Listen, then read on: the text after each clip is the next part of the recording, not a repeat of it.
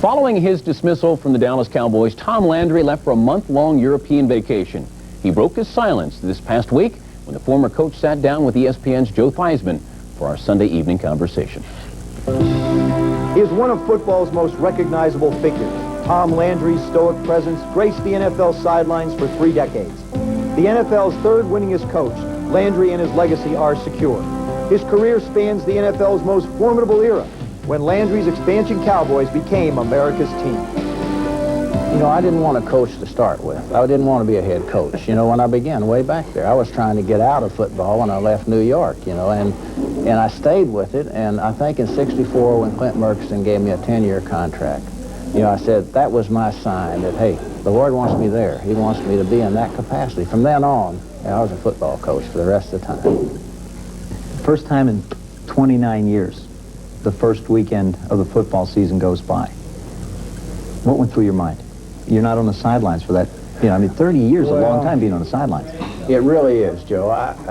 You know, I really didn't miss it, mainly because I was traveling. I was over in Europe, and I was traveling with my wife for the first time, and we were just forgetting football. So I think that took a lot of the pressure of the first game out. Can you forget football, Tom? I can do it. I was surprising. I'm doing it better than I thought I could do it.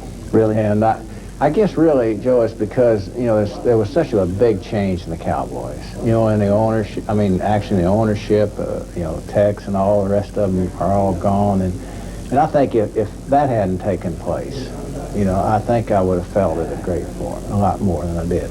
Are you a Cowboy fan today? I have to be. You know, I've been a part of the Cowboys so long. You know, that it's hard for me not to be. I'm still a great Dallas fan. You know, I favor things in Dallas. I want them to be successful. So from that standpoint, yeah, I'd like to see them successful. How bitter a taste was in your mouth the way you looked? I'll say it. I think the way you were treated was the worst thing that I've ever. I've been in football. I played football, and you know, 15 years I played professional football.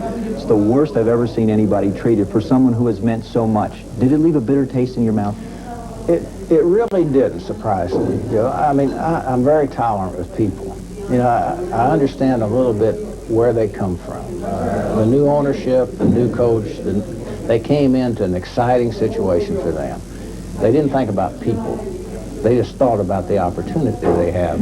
And that really was the reason, you know, I think, for the treatment that Do you think they've started to think a little bit more about people now? Gosh, I hope so. Because that's really important in our game. And you got to consider the people who work for you. You got to consider the people who play for you, and you got to have a feeling for them. All the tradition then, and all that what you really built is not. I guess we're almost saying is what you built for the Cowboys is something that they can come back and draw on, hopefully. And you've left a legacy for them. Yeah, I think this is one of the disappointments I see right now in the Cowboys is they don't rely on that. They want to eliminate all the Cowboys tradition, all the past, build their team anew. Well, that's fine. And you can do that, but you can do it without losing, you know, all the things that you've built up through the years. The players that Tom Landry welcomed to Dallas in 1960 were a different breed from those he left behind. The modern players and all the money matters of the 80s have created a different relationship between players and coaches. I think the toughest part today is to handle the players as they are today, and it's not their fault. I mean, there's so much money in professional football today. There's so much pressure that comes on our players today, not only from agents, from unions, from all the outside thing, that this is the difficulty of head coach today. The players that you coached, do some stand out in your mind more than others as just being exceptional? Well, Bob Lilly was probably the greatest player at his position I think I'd ever coached, because you just couldn't handle Bob with one person. You had 2 to 3 people to try to control him, and that's where we got our great pass rush during those years, you know, from him. And then Roger Staubach has to come in. You know, he was one of the great quarterbacks, you know, that I ever saw or ever coached. Now, there may have been people who could throw the ball a little better, but there was no player that was more intense.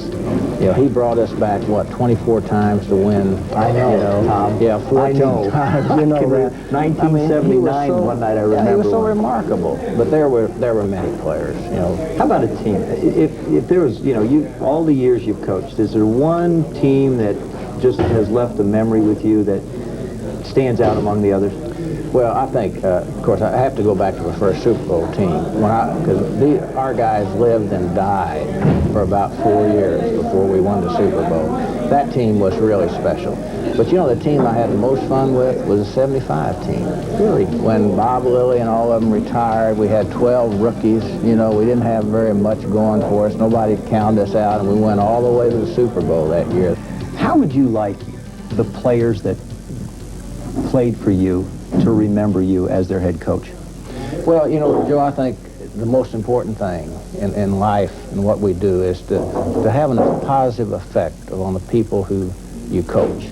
You may not have it right then, but when they get out, you know, in their careers after football, and they come back to me and say, hey, I understand what you were talking about, you know, when I was playing for you.